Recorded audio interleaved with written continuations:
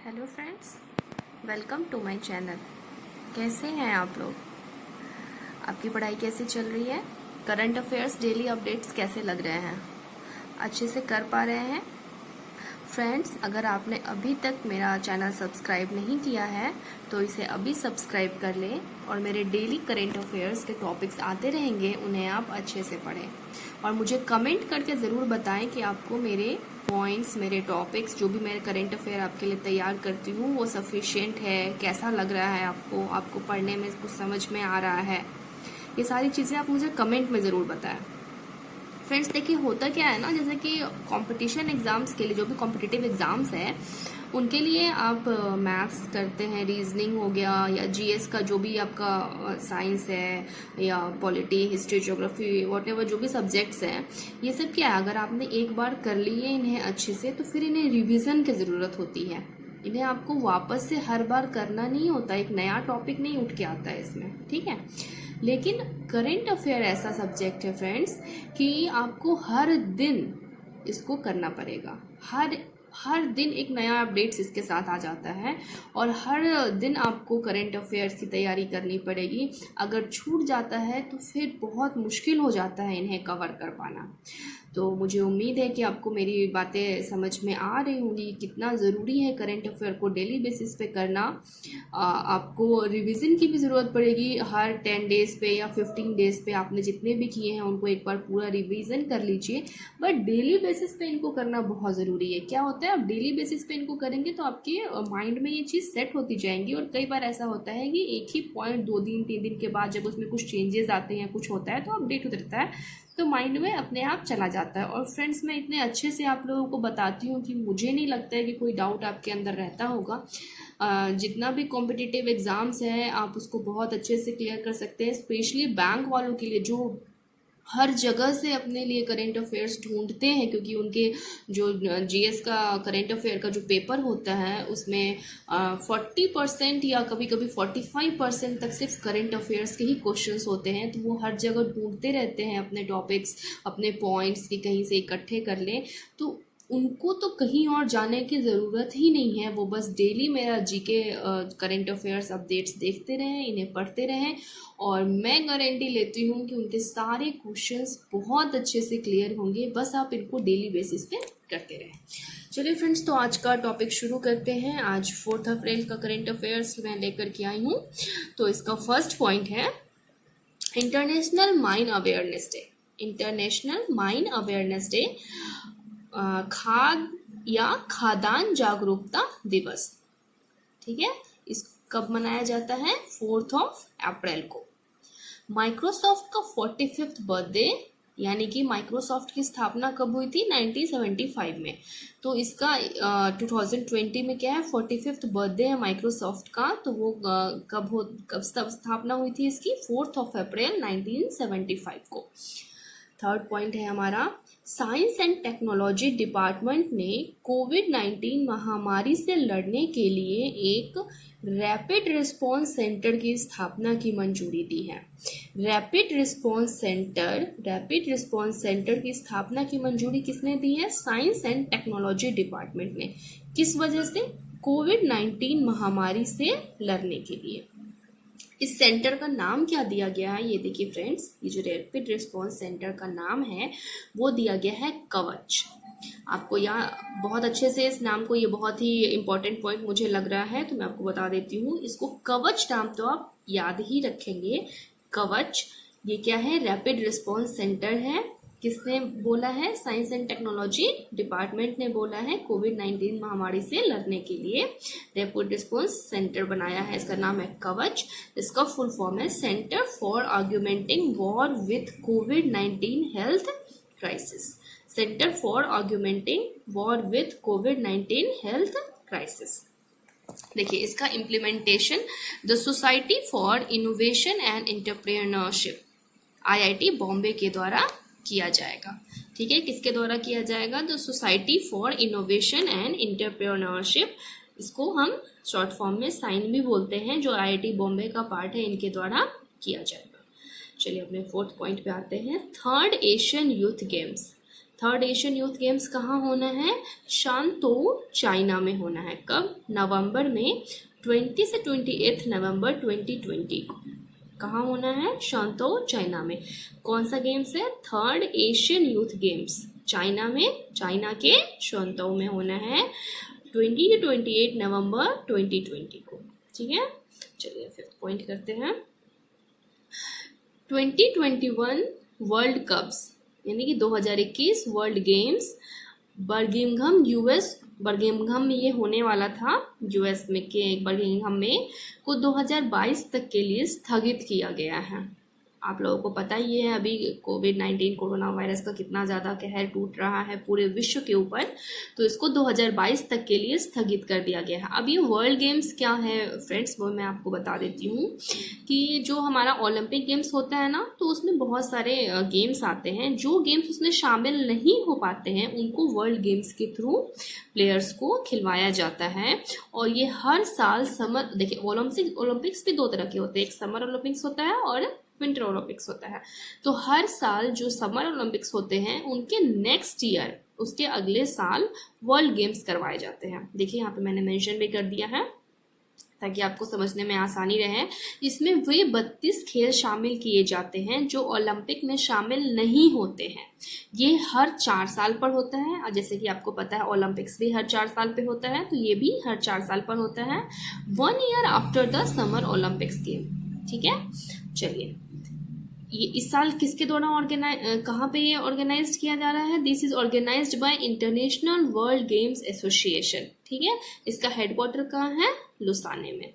किसके द्वारा? International world games association. अब देखिए ये पॉइंट्स बहुत याद रखने वाली चीज है कि इंटरनेशनल वर्ल्ड गेम्स एसोसिएशन का हेडक्वार्टर कहाँ है।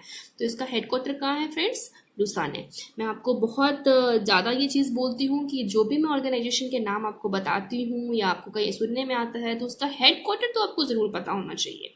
ठीक है, चलिए नेक्स्ट पॉइंट पे आते हैं। 5th पॉइंट है हमारा 19th एशियन गेम्स 2020। ठीक है, 19th एशियन गेम्स 2022 कहाँ होना था? हांगझोउ चाइना का मस्कट क्या है? The smart triplets. अब ये स्मार्ट ट्रिपलेट्स किसके ऊपर नाम रखा गया है? ये रोबोट्स के नाम है। रोबोट्स के क्या नाम है?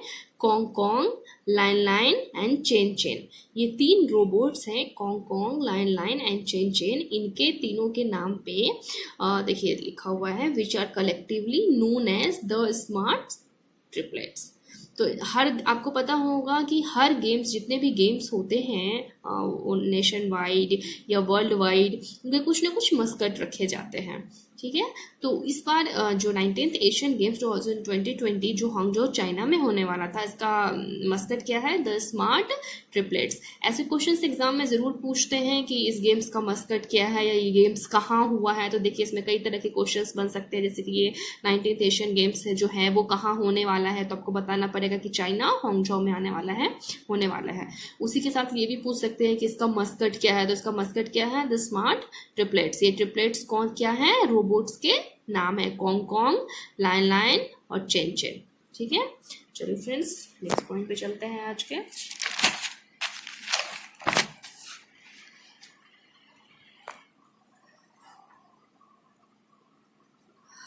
देखिए एडीबी का हेडक्वार्टर कहाँ है? मनीला। एडीबी का फुल फॉर्म क्या होता है? Asian development bank. एडीबी का full form Asian development bank. इसका हेडक्वार्टर कहाँ है? मनीला। मनीला कहाँ है? फिलीपींस की राजधानी है मनीला। तो एडीबी ने अपनी annual economic publication Asian development outlook 2020 जारी की है। इसमें इन्होंने क्या बोला है कि 2020-21 के लिए इंडिया का ग्रोथ फॉरकास्ट 4% रखा है। ठीक है, तो एडीबी ने क्या कहा है? इन्होंने अपना इकोनॉमिक पब्लिकेशन जारी किया है एशियन डेवलपमेंट आउटलुक 2020। इसमें इन्होंने कहा है कि 2020-21 के लिए इंडिया का ग्रोथ रेट 4% है। ठीक है, इन्होंने अभी ये एजम्पशन निकाला है। हालांकि टाइम के साथ ये चेंज होता रहता है, आगे पीछे होता रहता है, लेकिन अभी फिलहाल ये क्या है? 4% है। तो मेन यहाँ पे ध्यान रखने वाली चीज क्या है कि एनुअल इकोनॉमिक पब्लिकेशन जो है एशियन डेवलपमेंट आउटलुक 2020 ये किसके द्वारा निकाली गई है? तो एडीबी के द्वारा। एडीबी का फुल फॉर्म क्या होता है? तो एशियन डेवलपमेंट बैंक। एडीबी का हेडक्वार्टर कहाँ है? तो मनीला। मनीला कहाँ है? तो फिलीपींस की राजधानी मनीला है।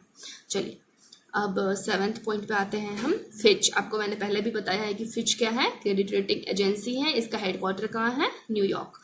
तो फिच ने 2020-21 के लिए इंडिया का ग्रोथ फोरकास्ट 5.1% से कम करके 2% किया है। पहले इन्होंने माना था कि 5.1% इंडिया का जीडीपी रहेगा, ग्रोथ रेट रहेगा, कब, कौन से ईयर के लिए, 20-21 के लिए, लेकिन अब इन्होंने इसको कम करके 2% कर दिया है, जो कि पिछले 30 सालों में सबसे कम है। पिछले 30 सालों में 2% इतना कम कभी भी इंडिया का जीडीपी ग्रोथ रेट नहीं रहा है, लेकिन इस बार फिच ने कहा है कि 2% रहेगा। आपको पता होगा फ्रेंड्स, ये सब किस लिए कम किए जा रहे हैं, कोरोना वायरस की वजह से पूरे वर्ल्ड का इकोनॉमिक कंडीशन बहुत नीचे आ चुका है, तो उसी में इंडिया भी है। तो इंडिया का ग्रोथ रेट इन्होंने बताया है कि 2% अब रह सकता है, जो कि पिछले 30 सालों में सबसे कम है। ठीक है, तो ये एक बहुत बड़ा स्टेप जो बिहाइंड हो गया हमारे कंट्री के लिए एंड पूरे वर्ल्ड के लिए, जो इतना पीछे जा रहा है कोरोना वायरस की वजह से। चलिए हमारा 8th पॉइंट करते हैं, HRD एंड IT, ये IT है, HRD and IT state minister कौन है, Sanjay Dhotre. HRD and IT state minister Sanjay Dhotre ने कोविड-19 महामारी पर काबू पाने के लिए समाधान खोजने के लिए online hackathon hack the crisis India launch किया है। तो hack the crisis India launch किसके द्वारा किया गया है, HRD and IT state minister के द्वारा। ये क्वेश्चंस बहुत इस तरह से पूछ लेते हैं कि जैसे कि कोई भी चीज़ लॉन्च किया जाता है तो वो किस मिनिस्ट्री के द्वारा लॉन्च किया गया है, तो HRD एंड IT मिनिस्ट्री के द्वारा लॉन्च किया गया है। और क्वेश्चंस ऐसे भी आ सकते हैं कि HRD and IT state minister कौन है, तो संजय धोत्रे जो हैं वो HRD and IT state minister हैं। ठीक है, चलिए नेक्स्ट पॉइंट पे चलते हैं। 2020 स्कॉल अवार्ड फॉर सोशल एंटरप्रेन्योरशिप 2020। अच्छा, स्कॉल अवार्ड कहाँ दिया जाता है, यूएस में। क्या है ये, स्कॉल फाउंडेशन के द्वारा दिया जाता है। वो फाउंडेशन कहाँ का है, यूएस का है। तो Skoll Award for Social Entrepreneurship, social मतलब जो सोशल वर्क्स जो होते हैं उन सब के लिए, उसका जो एंटरप्रेन्योरशिप है उनके लिए ये अवार्ड रखा गया है। तो इसमें टोटल 4 विनर हैं, उसमें इंडियन एक है। तो इंडिया में जो विनिंग पोजीशन पे है वो कौन है, एनजीओ अरमान। ठीक है, तो आपको क्वेश्चन आ सकते हैं कि स्कॉल अवार्ड के जो इंडियन विनर है वो कौन है, तो एनजीओ अरमान है। एनजीओ अरमान को स्कॉल अवार्ड फॉर सोशल एंटरप्रेन्योरशिप किस साल का, 2020 का दिया गया है। चलिए नेक्स्ट पॉइंट पे आते हैं। 10th पॉइंट है हमारा, वर्ल्ड बैंक ने कोविड-19 का मुकाबला करने के लिए इंडिया को $1 बिलियन के इमरजेंसी फंड की मंजूरी दी। किसने दी, वर्ल्ड बैंक ने। किसको दी, इंडिया को दी। कितना दी, $1 बिलियन। ठीक है, ये क्या है, इमरजेंसी फंड है। देखिए फ्रेंड्स, जो भी इंपॉर्टेंट पॉइंट्स है वो मैं आपको बताती जा रही हूँ। वर्ल्ड बैंक ने कोविड-19 का मुकाबला करने के लिए इंडिया को $1 बिलियन के इमरजेंसी फंड की मंजूरी दी। मैंने आपको सारे पॉइंट्स क्लियर कर दिए हैं। वर्ल्ड बैंक ने दिया, $1 बिलियन दिया। अब ऐसे क्वेश्चंस आ सकते हैं कि इंडिया को $1 बिलियन के इमरजेंसी फंड किसने दिया था, तो किसने दिया था, वर्ल्ड बैंक ने दिया था। वर्ल्ड बैंक का हेडक्वार्टर आप लोगों को पता होगा, या नहीं पता है तो आप नोट डाउन कर लीजिए। वर्ल्ड बैंक का हेडक्वार्टर वाशिंगटन। ठीक है, चलिए नेक्स्ट पॉइंट पे आते हैं। नेशनल हेल्थ अथॉरिटी ने उबर के साथ समझौता किया है। उबर आप लोगों को सबको पता है, ये कार ड्राइविंग ऐप है ना, जिसमें हम कहीं आने जाने के लिए गाड़ी बुक कर सकते हैं, ये आके हमें ले जाते हैं, पहुंचा जाते हैं, जो कुछ भी है। तो नेशनल हेल्थ अथॉरिटी ने उबर के साथ समझौता किया है to provide transformation service to public health workers who are involve in treatment of कोविड-19 पेशेंट्स। ठीक है, तो इसका कहने का क्या मतलब हुआ कि नेशनल हेल्थ अथॉरिटी ने उबर के साथ समझौता किया है। किस लिए समझौता किया है, कि उन लोगों को ट्रांसपोर्ट की फैसिलिटी दे सके जो काम कर रहे हैं, किसके लिए, कोविड-19 के पेशेंट्स को लाने ले जाने के लिए, उन वर्कर्स को ट्रांसपोर्ट की फैसिलिटी देने के लिए नेशनल हेल्थ अथॉरिटी ने किसके साथ टाई अप किया है, उबर के साथ। अब देखिए, ये आपको याद होना चाहिए, क्या होता है ना, जैसे कि उबर है, ओला है, या अब बहुत सारे ऐसे और भी कंपनीज आ गई हैं, तो अगर ऑप्शंस में एक से ज़्यादा या बहुत 4 ऑप्शंस तो होते ही हैं, तो कुछ ना कुछ अलग अलग ऑप्शन होंगे। तो आपको पता होना चाहिए कि नेशनल हेल्थ अथॉरिटी ने किसके साथ कम टाई अप किया था, उबर के साथ टाई अप किया था। चलिए आज के लास्ट पॉइंट पे चलते हैं। आईसीआईसीआई सिक्योरिटीज ने आईआईएम बेंगलुरु के startup hub NS Raghavan centre of entrepreneurship learning के साथ फिनटेक स्टार्टअप्स के लिए एक प्रोग्राम लॉन्च करने की साझेदारी की है। किसने किसने साझेदारी की है? आईसीआईसीआई सिक्योरिटीज और आईआईएम बेंगलुरु।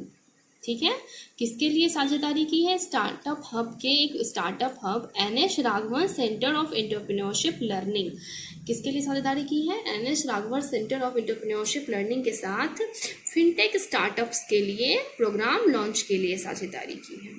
ठीक है, आई होप फ्रेंड्स आपको सारे पॉइंट्स आज के क्लियर हो गए होंगे। एक बार मैं इसका फुल आपको पेज दिखा देती हूँ ताकि आप इसका स्क्रीनशॉट ले लें या आप इसको राउट डाउन कर लें। आप इसको बाद में जब भी पढ़ना चाहें तो आप इसको ईजिली पढ़ सकते हैं, रिवीजन कर सकते हैं।